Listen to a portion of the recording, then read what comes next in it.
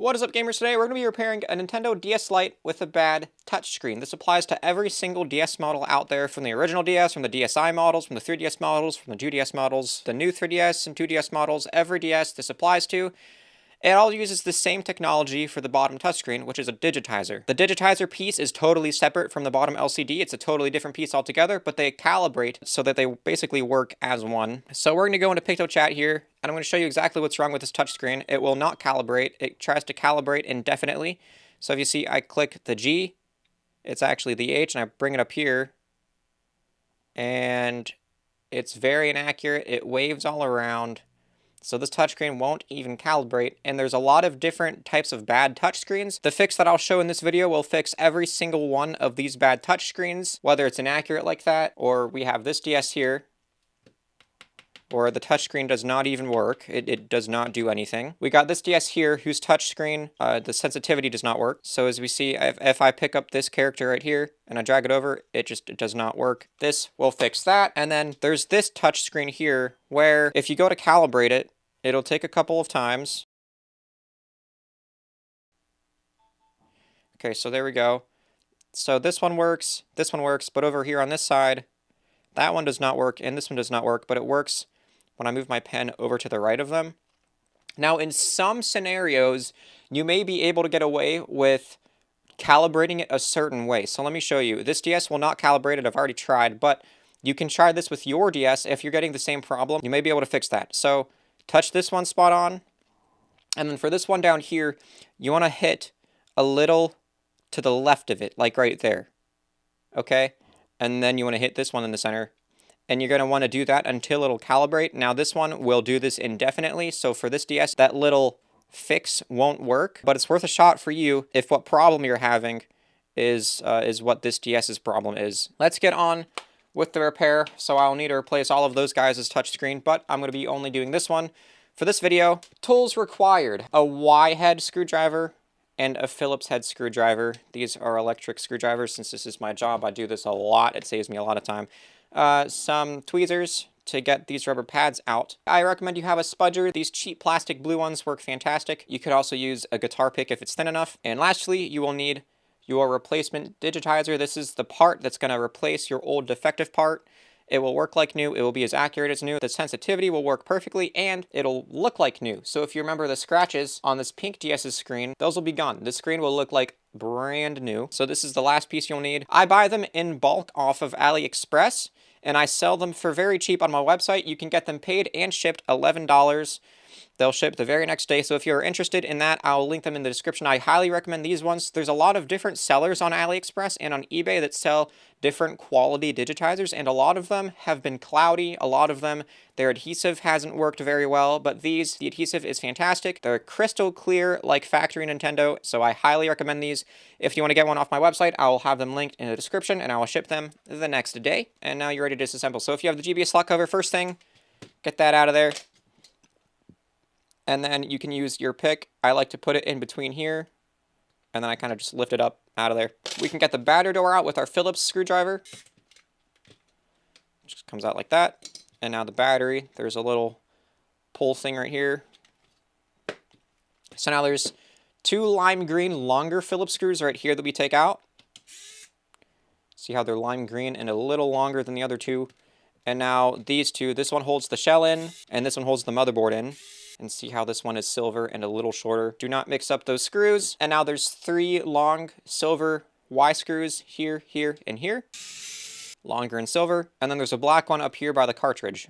Okay, and now after you got all the screws unscrewed, you can put your pointer finger here, your thumb here, and then get your fingernails up in here. Lift it up just like that. Just that little amount. And then slide along the whole device, and it should pop. And then you can lift it right up. Now the next step, shoulder buttons, grab them over here, and then lift up this end so that the spring pops loose. Do not have your fingers over here while you do this, or the spring will pop loose onto your finger and it'll pinch. It'll pinch you quite well. Now there's one more screw for the motherboard. We already got this one out. There's one more right here. It's the same Phillips smaller silver one. Okay, so now lift up the Wi-Fi chip. It's out of the connector here. So I pry up from there, and then there's adhesive on that side. It just pops out. And now for the mic cable, this is the white microphone cable. You can just use your tweezers or fingernails and get that loose. And now the digitizer clamp, this is what we're going to be replacing. So I recommend to use your thumbnail and pry it up. That way it's, you know, you're going to go gentle. This can sometimes break the plastic, so if you're using metal tweezers, just be careful. I like to use my thumbnail. So now we can open it up right here, grab this outer edge, and then pull. And now I like to use my fingers, push on the bottom LCD, and it should pop it loose. Be careful of the top screen. That guy is very fragile. And now I like to use my other thumbnail to pop the bottom LCD cable out. And then I lift out, and then kind of like this, and get the digitizer out of there. So now, this is what we'll be working with for now. Okay, so now I'm going to grab that spudger, and you want to take an end of it and get the top blue layer off. Sometimes they'll be difficult to remove, but just keep at it with the spudger, and it should come off, or you could just peel it off like that. Be careful not to bend it, because if you bend it, it'll give it a permanent crease mark, and you'll always be able to see that crease mark. So we'll just set this off to the side, because we'll need to replace that on our new digitizer. So now this is what we're working with. So now is when you want to get your replacement digitizer. The first thing that I like to do, I like to peel off the top layer of the digitizer. So now that's all ready to go. We leave the back layer on with the adhesive. We don't want to peel that quite yet. So now I take my spudger, I put it in the top left corner of this here, between the digitizer and the LCD, and you push it in until it starts to pry up, and now you can kind of inch it back, prying every step of the way. Now you can bring it down to this corner and just continue to do that. If it slips out, no worries, just put it back in and pry along. You want to go slow, you want to be careful to not get dust in the screen. That's going to be one of the main things we're going to try to avoid here. Now I already see there's some dust particles in there. Okay, so we peel it off just like that. If the adhesive on the bottom is being tricky, then you can try to start over here and peel this way. So now we can see there's a speck of dust right there. I think that's the only one. I recommend using a microfiber towel cloth, or if you have a dust, then a couple sprays will get the job done. Of course, sometimes it puts more dust on the screen, but that's looking good to me. So now we can set this down, and we want to be really quick. So we want to peel this, and we want to set it on. You want to leave about a millimeter gap between the top of the LCD, just like this, and you want it to be as straight as possible. So a millimeter gap, I mean, you do not want this digitizer to be flush with the screen. You see how it's like a millimeter down from the LCD? That's what you want. So try to have that as straight as possible. And you can also look at the line under here. See how straight that looks? That looks very straight. So now you can press it on once you're happy with how straight it is. If you get it crooked, then you're going to want to try to reseat it. It can be a little difficult with this adhesive, but I believe in you. Okay, so now we can move our DS back over here, and we're ready to reinstall this guy. So plug the bottom LCD cable into its connector, and I like to use my thumb and push it down and in. So now that's in, and you can close it. And you know the LCD is in when there is no gap between this little orange nub on the ribbon and this one on the opposite side. So now we can flip the board over, just like that. I'm keeping it held up with my finger in there, and then my other finger's on the DS. So now you want to plug in the digitizer cable. Try to line it up. If it's not lining up right here for you, then make sure that it's pointing out right there just a little bit, the same as it is on this side. If you're like this, it's not going to line up perfectly. If you're like this, it's not going to line up perfectly. You want it to be just like that. And now you can bend the cable. Do not crease it. And then try to plug it in place. Push it in gently. Once it goes in, do not force it anymore because it's in. And then close the clamp, and it will snap down onto the new cable. So now you can try to lift up this mic cable. If it wants to come undone from here, then just use your thumbnail, pinch it back in there, lift it up, move the board down over onto here, and then watch this side. You want that part of the board to go down onto that post as well. Perfect. And then I got my finger out of there, and it dropped right in place. Also note how this is perfectly flush up here. You want that. If it's not flush, then you know this white cable is out of its tracks somewhere, which means you're going to want to go in with your tweezers, open it up, and make sure that the white cable is in its tracks. But we can see it's in its tracks, so that's all good to go. Now you can plug that white cable back in. And now we can plug this Wi-Fi chip back in. This is also for the BIOS. Great. Now we can get the two smaller silver Phillips screws, get them all in the board. Perfect. Now this DS has a little bit of dirt inside, so I'm going to clean up that dirt.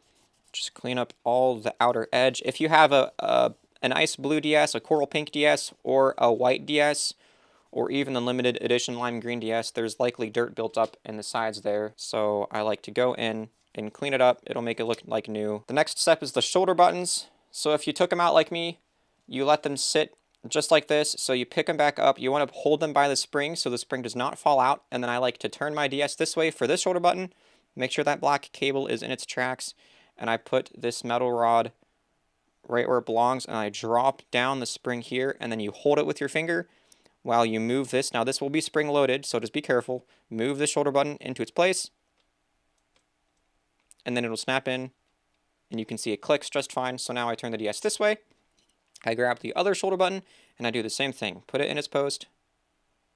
Hold that spring down in place while I turn that shoulder button, and it clicks right in place, and it's clicking again. Perfect. Small note, if your shoulder buttons pop loose and the springs pop out, make sure you put the right spring back to the right shoulder button. The springs are different, and they are side specific. So we see these two springs are different. I'm holding them by the post that is higher. See how the ones going inward like this are lower?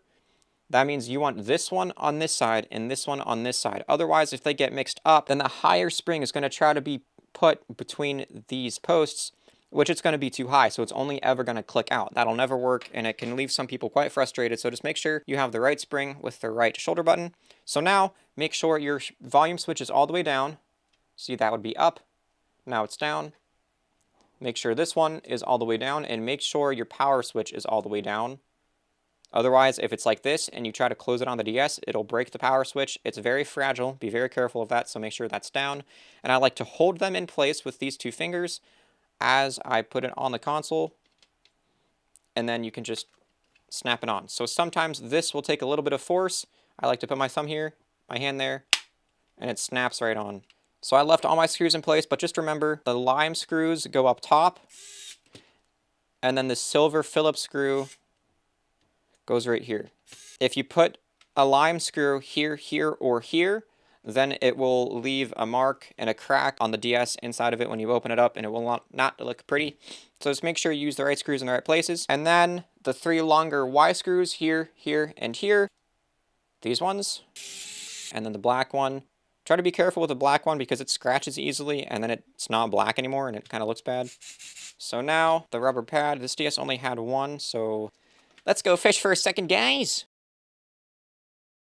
So the adhesive on them is not strong at all anymore, so I'm cutting new adhesive to fit on them.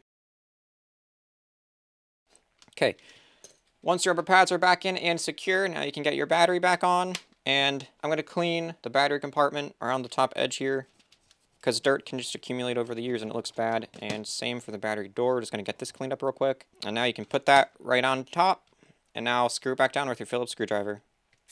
Cool, and now this DS is all fixed, it's all ready to go, so let's open it up, take that off of there. Well, it's not done yet. See how new it looks brand new. So let's test.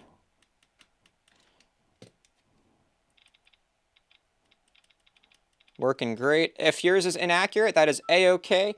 Sometimes they are inaccurate and you need to calibrate them. So let's get set up through the sequence, and now while we are doing this, you will need your border. You can slap it on.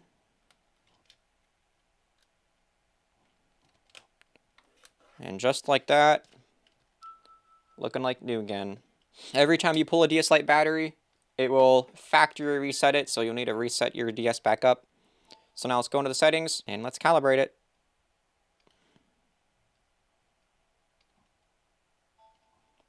Perfect. Working great. As we know before, it did not calibrate at all, and it was very, very inaccurate. Oh, dude! So let's go into PictoChat, test the touchscreen, see how exactly it works. 100% accurate. Working fantastic. So this touchscreen works like absolute new now. Very excellent. The sensitivity is perfect. And this DS is all fixed and ready to be sent off to a new home. I hope this tutorial was helpful for you guys. If you enjoyed, please give it a thumbs up. It really helps out my channel. Subscribe for more content. I have a lot of really cool DS content coming on the way. Really cool shell swaps like this and like this. Looks pretty cool in my opinion. If you want to see some of those shell swaps, stick around, subscribe. Thanks a ton for watching, guys. I'll see you next time.